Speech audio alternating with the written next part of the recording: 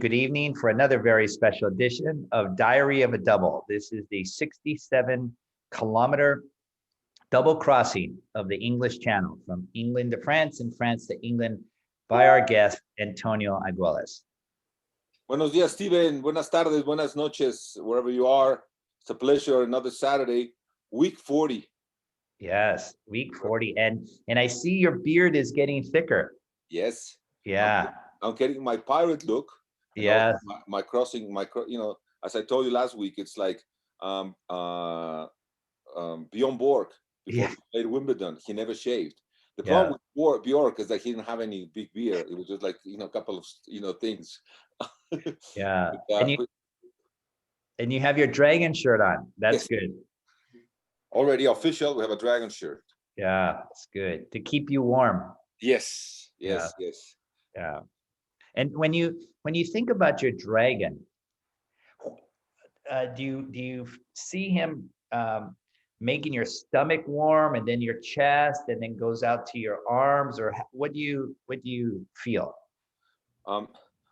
When I call the dragon, I have to knock at the doors. So first I need to go into another dimension. So it's a routine that you do. So you do things here, and I go 3 times. Then I go and cut a flower, and out of that flower comes out like a mantle. So that's the first thing, and it covers me, all of it. And after that, I invoke him, and he usually is straight, like he's here, and sends me the fire into my head. Okay. So the first thing that we do is he cleans my head of all thoughts, and then he starts filling me with heat. And once I'm all heated and my stomach is like boiling, we call a bigger dragon that is our friend, and he comes and gives us fire in my belly. So both of them are keeping me warm, and that's how we do it. Got it. And then how long does this process take? I don't go more than 30 minutes. Okay. Because you know what happens, and also the qigong. No. Also the qigong routine with other combinations. It's a lot. It's a very big mental effort, and the reason I use it is so I forget about everything else. So if I'm in pain or I'm cold, if I do this, I forget about everything else. But I don't go more than 30 minutes. It takes a lot of mental concentration. Yeah. In a channel, would you do that in between your feedings, or how would you use it in a practical setting in an English Channel crossing?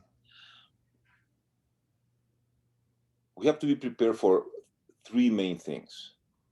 Number 1 is we don't know when we're going to start, whether it's going to be in the morning or it's going to be in the afternoon. Okay, so there are 2 different swims if you start in the afternoon or in the morning. So if we start at night, I will be very happy because the first leg it's going to be at night, and I should have no.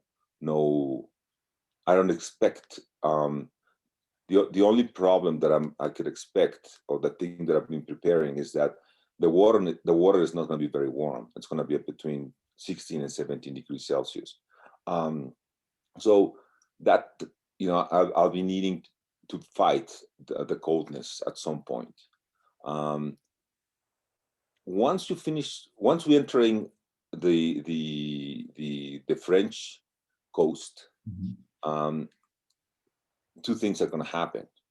Either I will be with the tide, in which case it's going to be probably a somehow easy landing. But if it's tight, that's going to be difficult because it's going to take me more time and more effort. So at that point, I have to be prepared to mentally do not get frustrated. Don't use more energy that I need to be able to accomplish it, because I have to go back, and we've been visualizing that, and it's going to be a lot of changes of rhythm and trying to break it and be able to get to the coast. Once we get to the coast and we start going back, again, depending on where the tide is, it's going to be a different ball game. But in any case, around hour 16, between 16 and 18, I'm going to be tired. I won't be even, I would have not yet reached the half point of the going back. And in Catalina, that was a very severe crisis that I had because I'm going to be tired, that I'll be a little frustrated. So that's when we're probably going to start using what we did in Catalina. We're probably going to go for about 6 hours changing bases, and half an hour at hour 3, changing bases, half an hour. And once we get to the last half, I believe mentally it's going to be, I'm going to be on the other side, and it's just going to be a matter of swimming. That's how we are prepared. But we're preparing ourselves. As a matter of fact, yesterday I had a long talk with my mental coach, and we're preparing ourselves for the crisis. And we have the 𝐶𝐭𝐞𝐯. Now we do 𝐶𝐭𝐞𝐯 with something else. So I kept my mind very focused. We're doing something it's been really interesting that I started to do a couple of weeks ago. It's relaxation. And I do a lot of relaxation at least once a day. I listen to a tape. And so I'm trying to get be able to get relaxed very soon. And that has proven very good. I mean, today I swam at a place that we go very often on the weekends called Las Estacas. And I was able to swim pretty easy, very, very, very fluid. Then we need to have the dragons for the heat. And so we're preparing mentally for the crisis. And now that I'm going to be in San Francisco for about a week at the end of the month. And I'm going to be using some of these techniques there and some of the workouts in the pool. Yeah. What I like when you explain all of this, and I have some more detailed questions on the time of day and everything, but I want to focus this week on, in your description, you always use 100% time we. You know, it's not me, it's not I, it's we. You know, and even though you're the swimmer, you know, you're going to have all these people on the boat, on the shore, and people like me following your GPS tracking all the time. And when we talk about we, I didn't really understand when you said we until last week. And I saw you in the 24-hour swim, and your team is tight, knowledgeable, friendly, coordinated, prompt, professional. It was incredible. I've not seen this before. I have to really hand it to you. You're obviously the leader, you're the swimmer, but everybody that you assembled on your team everybody has the right role. They do it well, they coordinate well. I have to be very, very impressed. See, what happens, Stephen, is, well, first of all, thank you for the comment. I learned very early in my career as a businessman, as a politician, public administrator, that in a team, I would have to be the lowest in every category. The people who do the finance should know more finance than me, IT, and the same thing happens with my swimming team. I try to get people who are very knowledgeable, who are the best in their field. And as you saw, all of them are very good at what they do.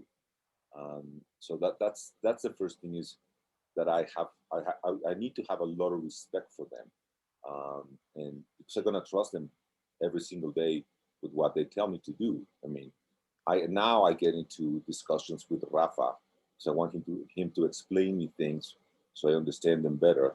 And he explains them to me very well. And the same thing with the rest of the team. I mean, I I like to ask questions, and they're always very helpful giving me answers. Number two is that I need to be their friends.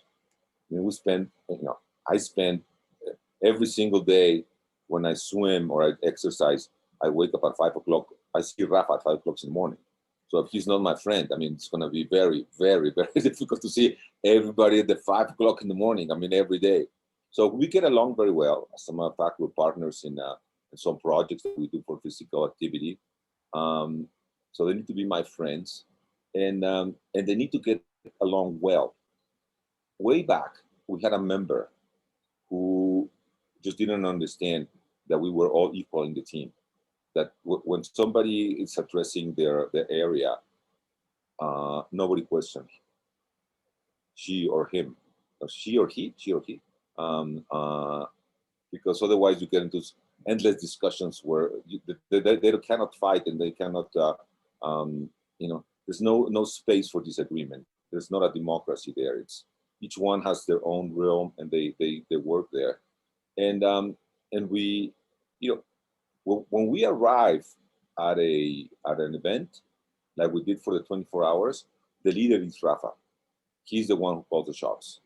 I don't get involved because it's going to be very difficult for me, being the leader and then swimming. So Rafa is the only one who gives instructions. He says what time we're going to eat, what are we going to do when we, you saw it. I mean, when we start doing the warm up, I mean, it's everybody's silent, and he's the only one who speaks, and we're ready, and so that's what happens with the we. Yeah, and then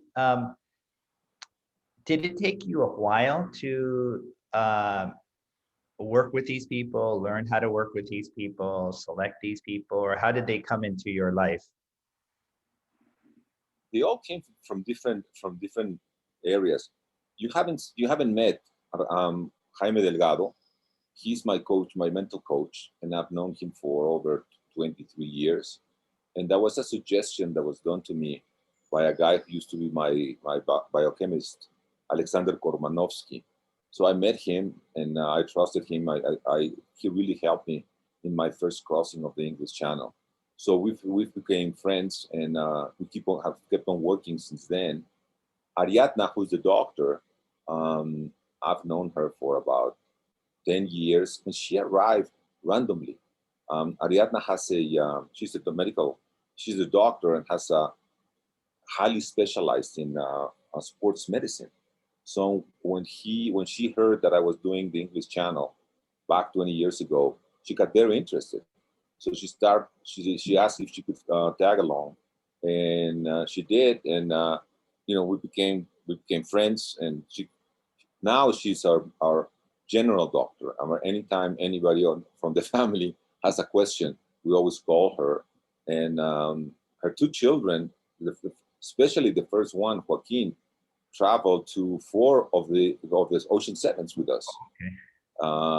Because she didn't have anybody. She was too little to leave it at home, so he traveled with us. It was really interesting because when we were in the Cook Strait, it was going to be the first time Joaquin was going to be alone without her mother.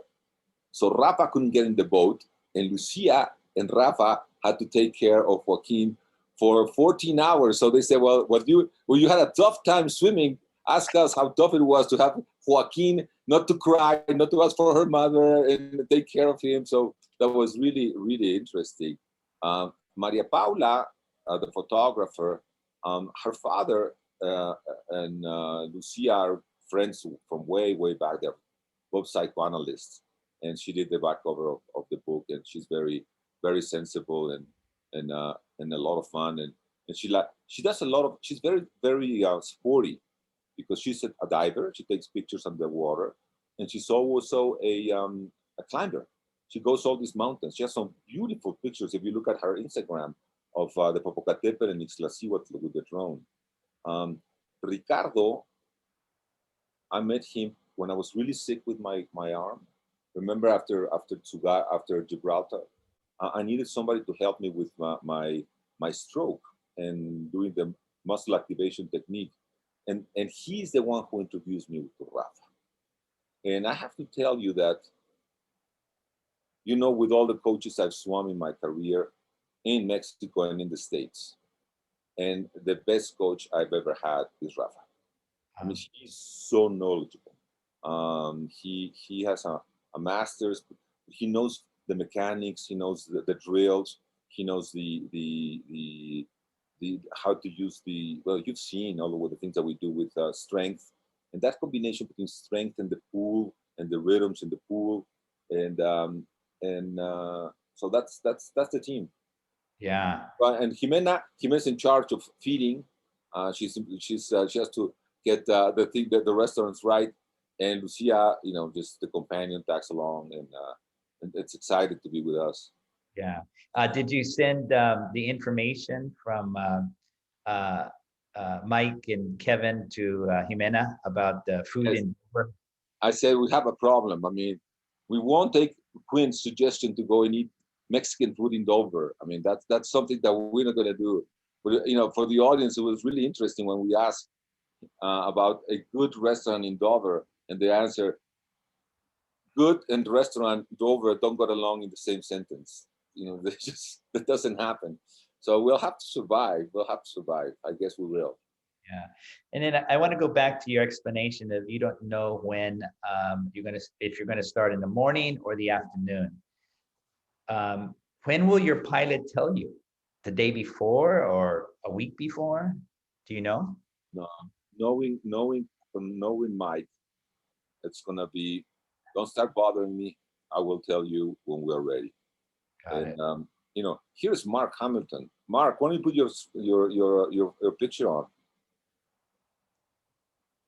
I have to say that to me, one of the toughest moments and the moments that I'm mostly proud of my swimming career is when Captain Quentin Nelson told me the night before, if you can go to sleep tonight and wait until tomorrow before 7 o'clock, I might have good news for you. So go and sleep.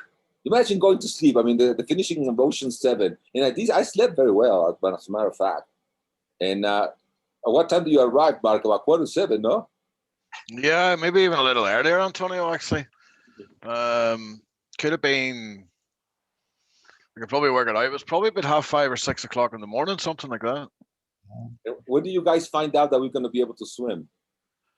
I knew the night before, but we make the final decision whenever you're there. So yeah, it was probably 99% sure that we were going to go that morning. But the North Channel being the North Channel, the final decision is actually just made at the time whenever we turn up. So we always try to leave, depending on the speed of the swimmer, a couple of hours before high water, basically.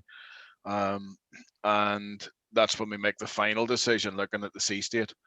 But pretty much on the night before, we can be reasonably sure that we're going to go. So you have it for another famous pilot of the North Channel. So, with all due respect to all the pilots are like that. I mean, they're not going to tell you until the last moment, because swimmers are like a pain in the ass. I mean, they want to, they would like. I would like to know exactly which day and hour today, but that's not going to happen. So you have to be there. And after so many swims, it's just, whenever they tell me I'm ready, I have to be ready for, starting the 31st. It can be at any moment, and you just have to be mentally ready. And what's really important is, and this is the reason why Rafa and I have been talking about the two possibilities, because when we did the Catalina channel, Catalina channel is a piece of cake compared to the other ones, okay? Because at what time, which day, how the current's gonna be. I mean, it's very straightforward. It's like you have to just swim. I mean, that's the only thing you need to do. And Dan Simonelli did a tremendous job. I mean, he knew we had to start at 4:57 because that's when the current, the tide was going to be the best, etc., etc., etc. That you cannot do in the English channel. Yeah. So I was telling, Rafa has never gone to the English channel, so I told him we have to be prepared mentally for either one of the decisions, and both of them we need to be satisfied with both of them. We can't, if you tell me I need to start at night, I can't say this is a bad sign. It's just, we're just ready. We have to be ready for anything. Yeah. And how long is your swim window? for the double cross in the English Channel? It's 8 days, between the 31st and the 7th of August. If you had to make a choice, would you rather have it in the beginning of the window or at the end of the window? What is more stressful? The end. The end. Yeah.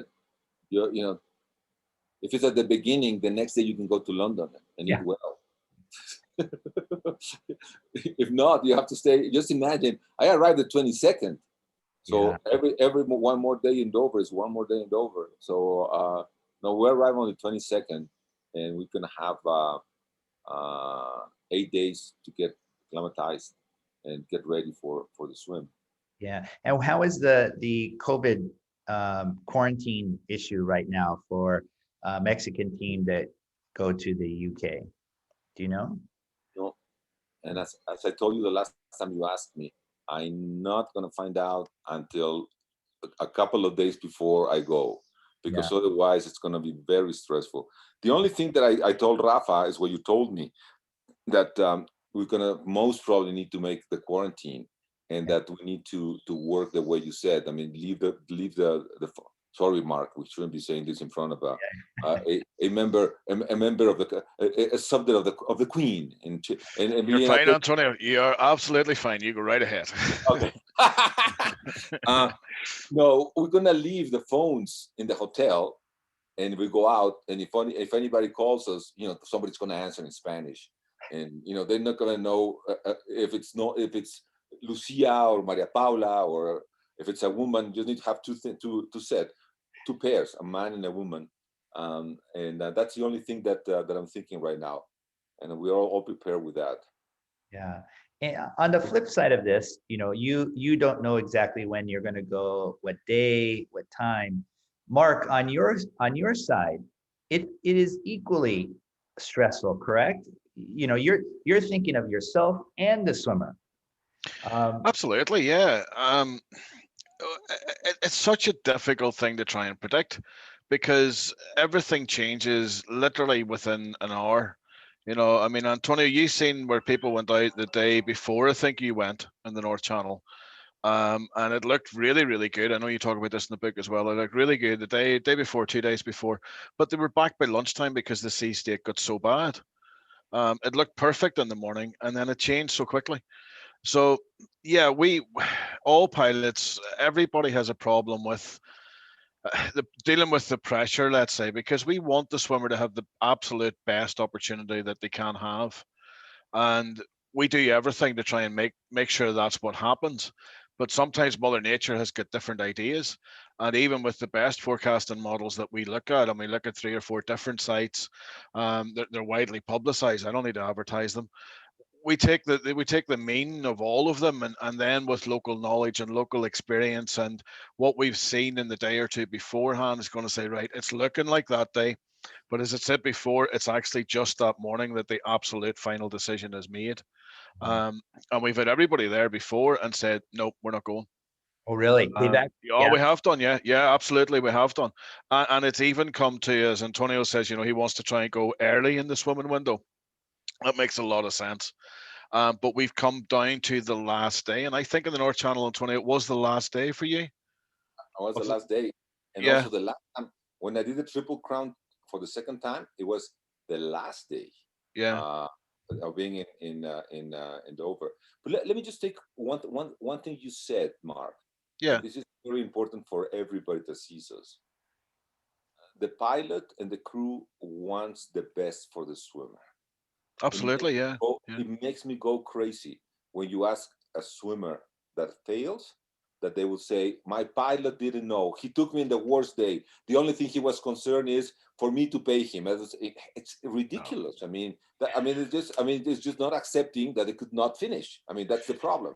Yeah, we don't say anybody fails the North Channel because it is such a challenge. It's just they didn't finish. It wasn't their day. The North Channel is going to be there. You can always come back. Your health and safety and your well-being is much more important. We get very frustrated whenever people blame pilots, blame crew, and say the pilot made a wrong decision. And I've been blamed by some, I'm not going to name them, but I've been blamed by swimmers. It was my fault. I chose the wrong course. I was on the wrong course. I didn't do what the other pilots were doing that day, and the other swimmers finished. Now, without quoting any names or anything else, I can tell you one of the swimmers who successfully went on with another pilot. He was successful the next year because he was 2 hours faster than what he had been with me. That was the reason, but I still get blamed for it. And we don't just take it on the chin, you know, we take it very personally. You're exactly right, Antonio, and I know you're one of the swimmers who have always praised the crew, praised the pilots and everything else. We do our best. We do as much as we can. And I remember, Steve, when we talked before about this, it's as tough on us as it is on the swimmers and on the crew whenever people don't finish, whenever they don't make it.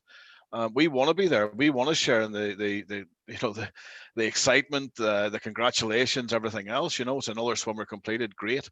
So whenever it doesn't happen yet, it's very, very tough on us all. And you're exactly right, Antonio. We do want the best day for everybody, and we want everybody to be safe and well, but we also want everybody to get across. Yeah, yeah. And Antonio, when you on your team, when they're together, are they, for example, let's say something happens in the swim and let's say you have an upset stomach. Do you have the ability, or does Rafa have the ability to change your plan? For example, let's give you hot tea instead of cold water, or let's give you, let's say, a piece of chocolate, or whatever it is. Who makes that call in the middle of the channel? It would have to be, usually I've had problems in the swims throwing up. When I did Catalina in the winter, I took a soup and something happened to my stomach. I mean, it was really bad. So they had to increase the amount of my feeding.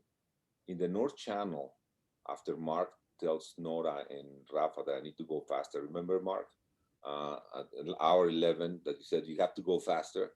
They started giving me double quantities of the feeding, and I usually don't participate in the discussion. I usually the only thing that I do is I ask for more, or when I feel that I'm getting too. So usually at the end, when I'm feeling that I have had enough, I might say, look, I mean, the next half hour I won't drink anything. Let's just go for an hour.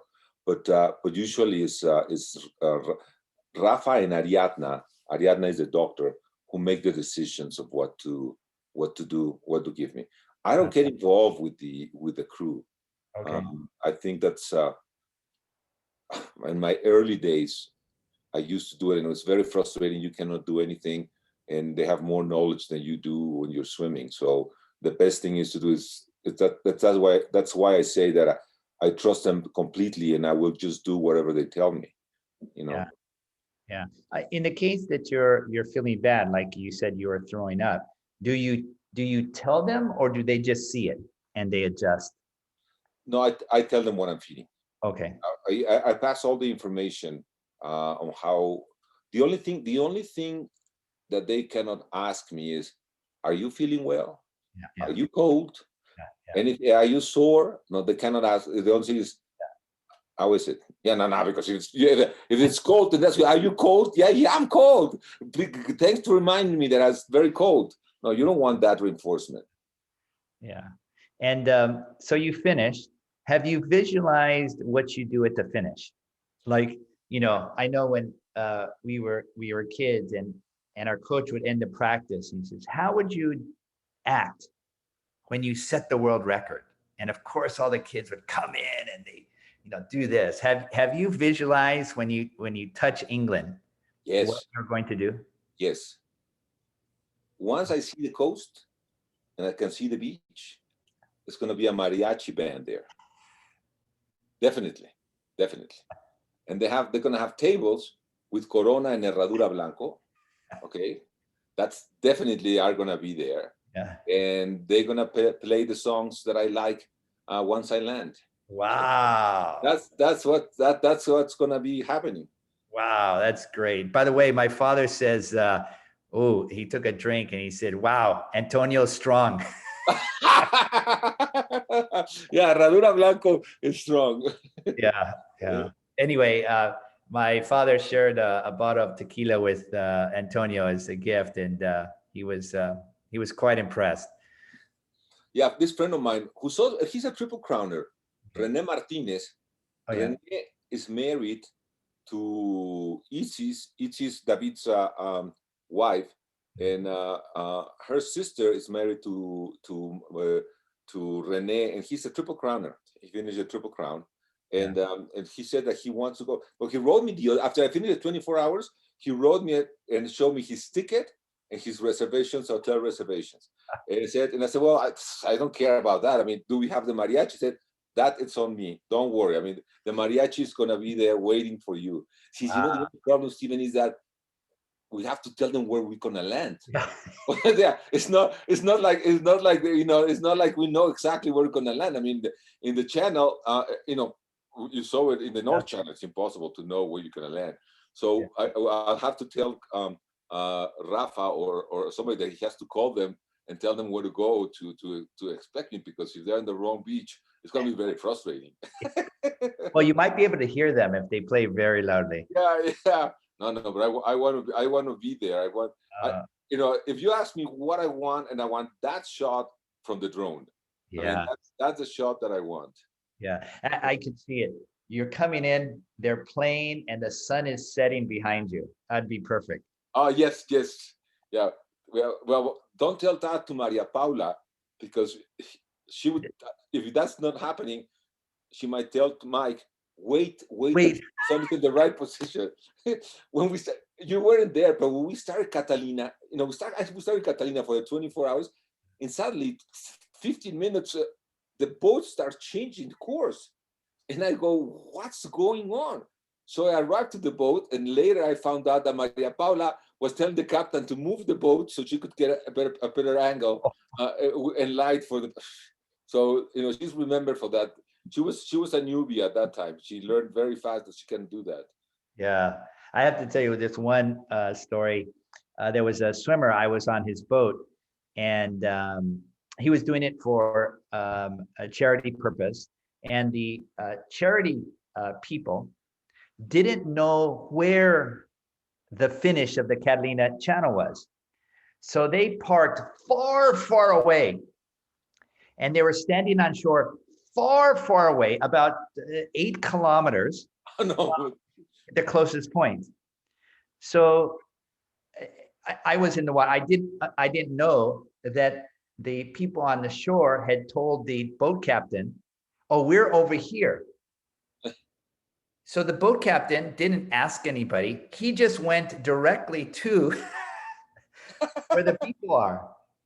And I'm in the water with the swimmer, and suddenly we are swimming parallel to the shore. We weren't swimming into the shore. We were swimming parallel to shore, and I thought, oh, maybe I'm getting tired, and maybe we're landing at a different place. I didn't know.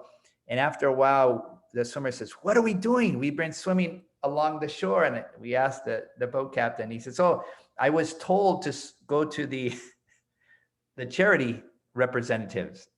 No. And so we turned in. So that was one experience.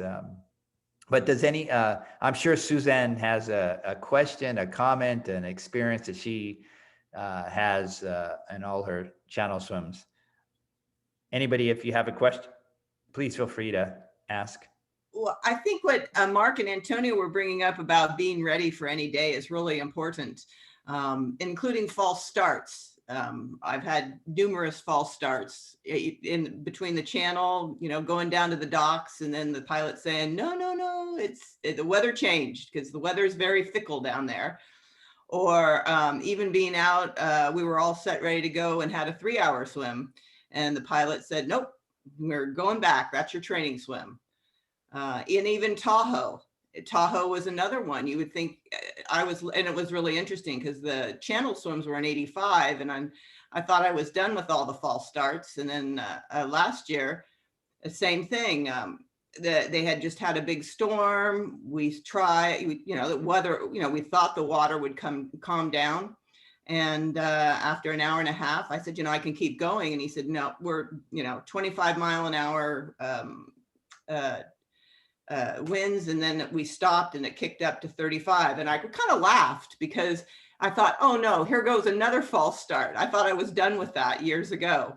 But you have to be ready for anything because that weather is it just changes. And we didn't have technology back then. And I'm hoping, Mark, that it's gotten a little bit more predictable than it did, almost, 40 years ago or 35 years ago. But little bit, maybe little bit. It's still down to the last half hour before we go. Yep. We still leave it absolutely to then because nothing's going to be perfect. No forecast is going to be 100% perfect. So you go with what you think is going to be good. You try and get the swimmer that they're ready, they're prepared the night before, saying it looks likely, it doesn't look likely. Let's meet in the morning and make the final decision is the common thread of what we do here. Yeah. I think that's right for everywhere, but Suzanne, I think much as you can look at weather models and look at predictions, Mother Nature's always going to win. Always. She has the last there's no say. argument. Yeah. Yep. She has the last say. And so, Antonio, I think you're ready for anything. Mentally, you have to be ready to go, and to prepare for the unknown. Mm-hmm. Yeah. This is well, you didn't ask a question that I want you to ask me, Stephen. Is what did I do during my rest? And it's very complicated resting. Because you have so much energy. I mean, you're resting because you have so much energy. So this week I accomplished 3 things. Number 1, I finished the audiobook in English. Good. I needed to do an introduction, so I did that. Second, we started our children's book. Really? So we're gonna have a children's book, hopefully in September. And when Suzanne was saying being ready. The last chapter is the English Channel back and forth. It's going to be Ocean 7, but the English Channel will be back and forth. And third, I went on the campaign trail. That was so exciting, Stephen. That was as exciting as being in a swim. I enjoyed it a lot. I went with one of the candidates in one of the states that he's my friend, and I did that. But I remember because of the book. You guys are going to like it because it's all my friends are going to be there. And we're gonna fight. We need to find, think about this. We need to find enemies. Mother Nature's an enemy. The currents are enemies. Sharks are not enemies. The jellyfishes are gonna be enemies. But if you think about enemies next week, you tell me which enemies you think we can fight through our quest of the Ocean 7. I always disliked the wind as an enemy. That wind that blows up the small waves that just hit you. Not the big waves. I like the big waves. It's the little waves that bother me, actually. Me too. They're the worst. Yeah. And then the other thing I very much dislike, but it's a part of the sport, is the rocks at the end of a swim. You do all this effort. Yeah. Why is it there's never a nice, easy sand beach that can walk up of? That just seems, there's always rocks or, and they're always slippery. Slippery or cutting, like in the North Channel. The North Channel are very sharp. Yeah. Are there any more questions? Well, if not, Antonio, thank you very much for the tequila, the memories, the explanation, the passion and the sport. Thank you. Tina, thank you very much for my tequila. It helped. Yeah, I think she's with a client right now, but she's listening in. Okay. Well, see you guys. See you next week. Wait, I'm here. Can you hear me, Antonio? Yes, thank you very much. I have clients right now. You're so welcome. And I've been listening to you guys. So thank you for letting me eavesdrop. Okay. Thank you. Bye-bye. Okay, bye. Bye, Steve. Bye out. Bye, guys.